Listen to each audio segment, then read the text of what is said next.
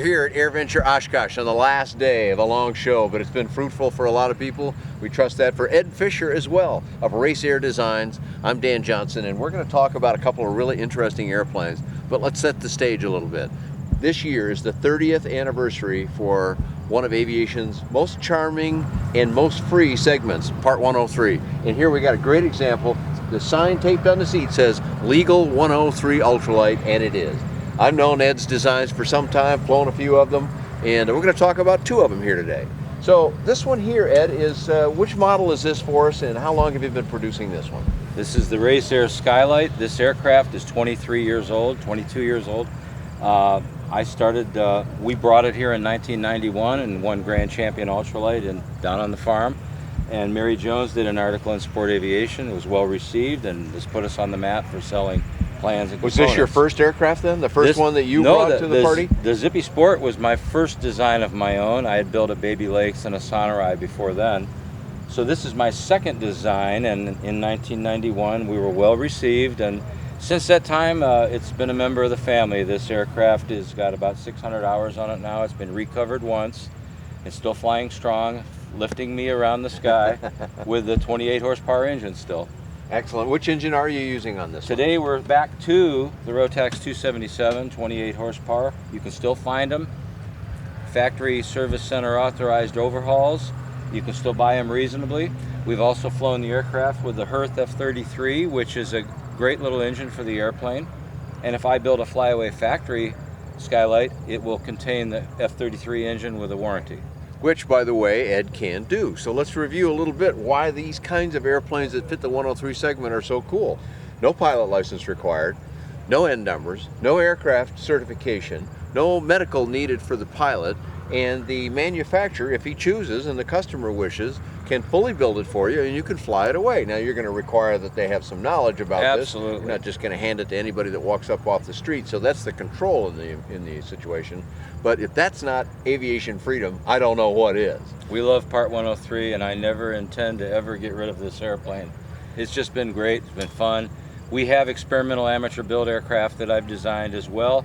But the old 103 allows the freedom of expression and the fun. At 2 gallons an hour, you can have a great airplane inexpensively. And you've still got great performance. I mean, this little airplane will cruise around in the sky 55 miles an hour. Yes. It's got a climb rate of 700 to 800 feet a minute. I mean, it's just a great little airplane. Yes. Many people say they are not fond of the 2-cycle engine, but it has its place, and in 103 is its place. Well, a lot of them aren't fond of it because they don't know how to take care of it properly, because they've grown up in a world of 4-stroke cars and all the rest. But the facts are that if you pay attention to the 2-stroke, just like you have to pay attention to a 4, that it will last you a long time. Yes, you overhaul it at more frequent intervals, but the cost is dramatically less. So yeah, you look at it a little more often, but it can last you a long time. You said something earlier I think is really important to people, that yeah, there's 277s out there. We know that. Yes. What some people may not know is that Rotax will still support the engine with parts and the necessary components, so you can keep that engine running.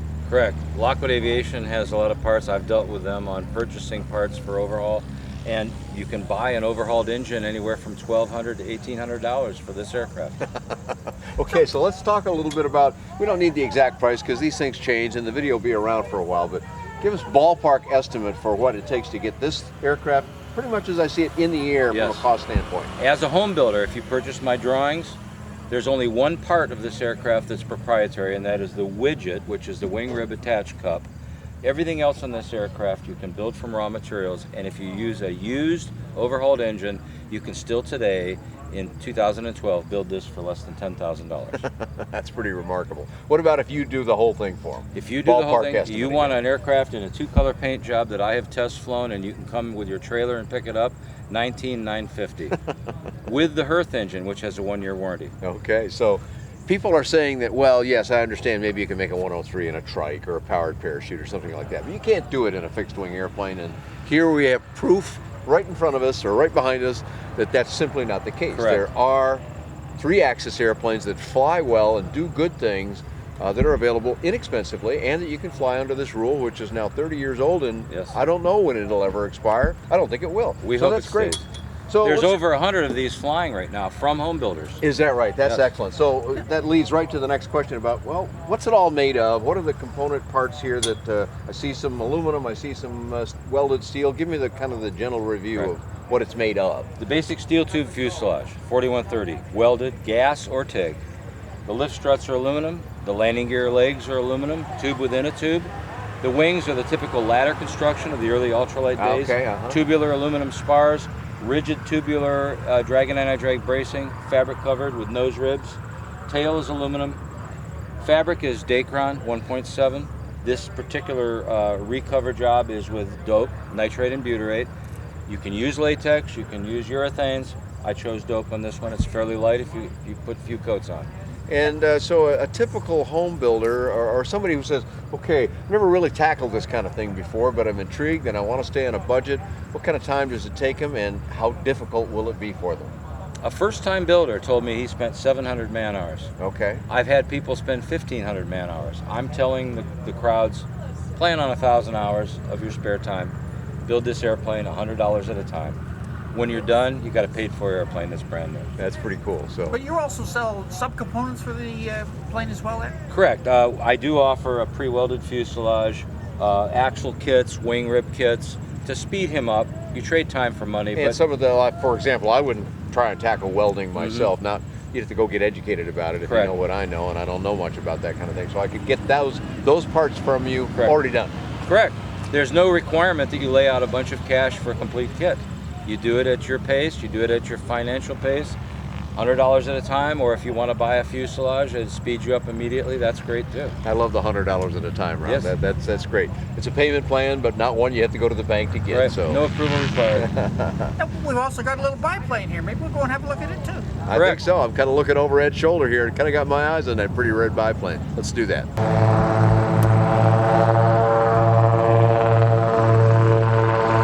So now we've come over to look at another airplane here that Ed builds, one of the several that you build and have designed. And this one kind of harks back to a very famous airplane that we know called the Pitts, or the Pitts Special, or the Pitts S1. There are various ways to describe essentially the same airplane. It's a hot little airplane that does some cool flying, no question about it, but a little more demanding maybe than some people want, a little more expensive than some people want. Here we've got the, not Pitts, but the Lil Bitts, which I love. That's a clever use of phrase. Tell us a little bit about this airplane, Ed. Okay, well the first thing I should say is that this was welded up originally when I welded up the prototype Micro Mong. So the fuselage has been around many, many years. When looking to replicate the Mong Sport into the Micro That's another Mong, one of your airplanes, by Correct. the way, the Micro Mong. owned by Green Sky Adventures today. Right. At the same time, I thought that the Pitts S1C would be a great little light sport or personal aircraft, slightly above the ultralight category. And so we welded one up, discarded it, sold it, bought it back, sold it, bought it back. But basically, in 2007, decided, let's try to market this as a kit.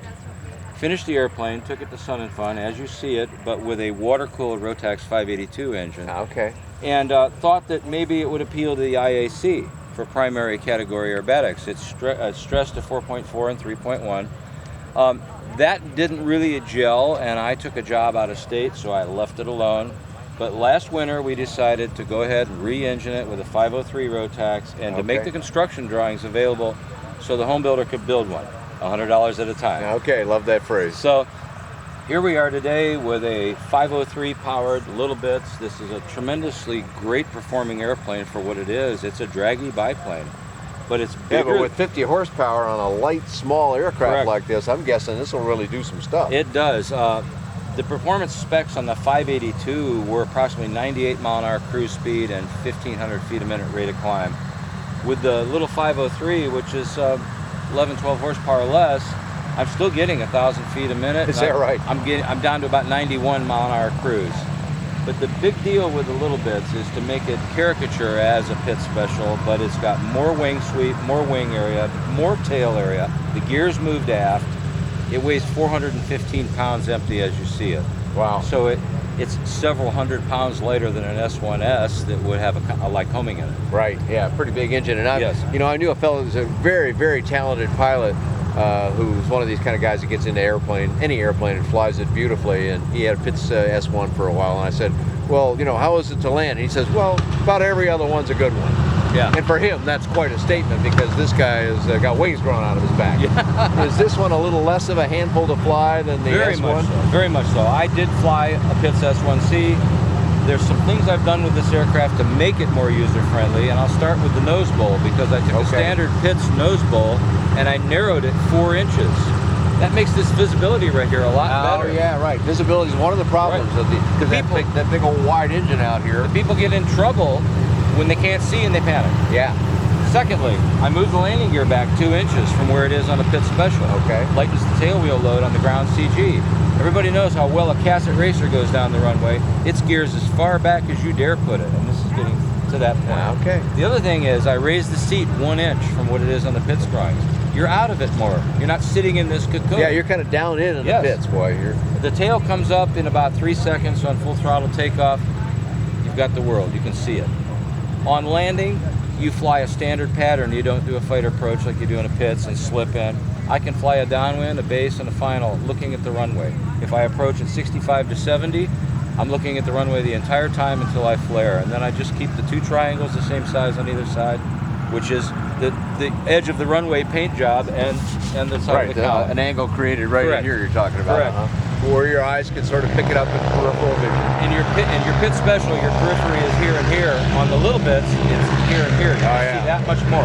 That's like the big deal. 1 inch. It doesn't seem like much, but it's funny how big a difference that can make in the pilot's appreciation of it. So you're getting some of the effects of the full-blown Pitts. Correct. But without some of the challenge, we might put it. Yeah. Correct. The extra wing sweep, Pitts Special uses 6 degrees. I use 10. Obviously, because of the engine being 100 pounds lighter than the Lycoming. Okay. We need to get the pilot and the center pressure all close to each other, so there's more stagger in the wing and there's more sweep. So once again, now you're using the 503 on this. Rotax is no longer manufacturing new 503s, but there are a lot of them out there. So I'm guessing this would be a fairly easy thing to get one if it's necessary. Send it down to Lockwood or some other organization, get it all brought up to snuff. Parts, lots of parts still available for that. I think they're still manufacturing, even the factory is still manufacturing parts for those. Correct. As I understand it. So lots of support for them, even though they may not be making them new. And as well, other engine choices. I'm already looking at the VW, the HKS, and the Hertz. Oh yeah, HKS would be great in there too, I'm guessing. Yes. And of course those other choices Ed just mentioned. So are you offering this then? Is it still, is plans? Are you the partial kits? This is the same program that I've carried out all along. A detailed set of construction drawings with manual and a la carte components. Wing ribs, if you want to set, custom built. Fuselage, I have 2 prices on fuselages. A basic truss welded or everything complete ready to cover. The tabs, the brackets, the bushings, the control system components, etc. Sitting on a gear with a tail. You can trade money for time anytime you want, but the point is, it's not a complete kit. Plans and components. It works well for me after 25, 30 years. So that's what we want to offer the true home builder. Well, we've given people a lot of information about your 2 airplanes here, and you've got some more airplanes as well. You have an address. We're sitting in front of our computers here watching a YouTube video, so where would we go on the web to find out even more about Raceair Designs? We have a new website, raceairdesigns.com, and we're located in Columbia, South Carolina area. You can go to our new website. We now have PayPal. You can buy a set of plans at night when I'm sleeping if you like. And our new website is more user-friendly to show the airplanes rather than just say, we did this, we're doing it, and we can sell you a set of plans if you want to have one too. So that's great. I've gotten the pleasure to fly, not all of Ed's many designs, but I've flown a few of them and I've loved them. They're really nice little airplanes that are fun to fly, not challenging to fly, and as we mentioned earlier, very cost effective. You can find out more about that on buydanjohnson.com or bydanjohnson.com. Thanks a lot for joining us today. Thank you.